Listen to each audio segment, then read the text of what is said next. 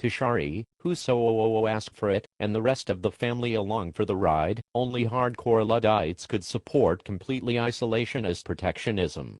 America doesn't have the natural resources to get away with its recent standard of living, unless it continues to at least import raw materials. With the Industrial Revolution, people got more time for education. This worked well for a while, but eventually the increasing efficiency of automation led to a level of education too high for assembly line work. Like any other ability, the more a man develops his brain, the more he wants to use it for profit instead of using physical labor.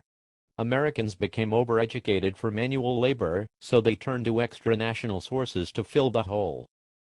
As things are now, so many high schools are distressed if less than 90% of their students don't graduate and go to college, but America doesn't really need that many people in middle management, and there isn't really all that much room at the top for executives. We really have to ask ourselves just how much education we can handle, and studying what? Other first world countries have exam-based track systems.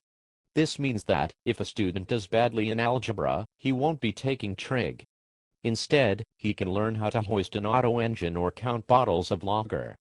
The exams start around middle school, determining what high school to attend. This leads to an economy based on the skills of the people.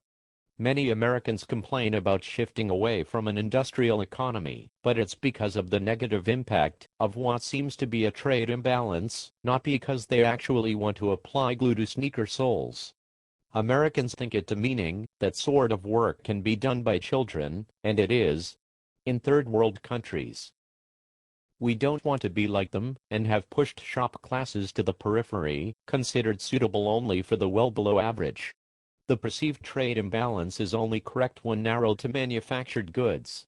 America exports culture and technological innovations on a scale that dwarfs any other countries.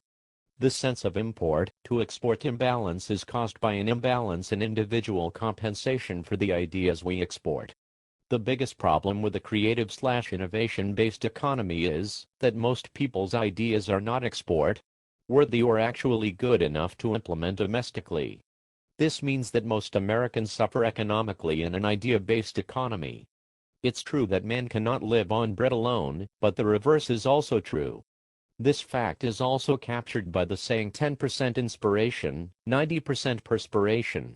We could likely reach a good balance with about one-third the working-age population in manual labor and lower-skill services, another third actually thinking for a living along with higher-skilled services, and the final third. Well, not everyone can be a perfect fit for their employment, so they would be split amongst the other two-thirds, since the Galga-Frenchens-Bjark is not a practicable solution.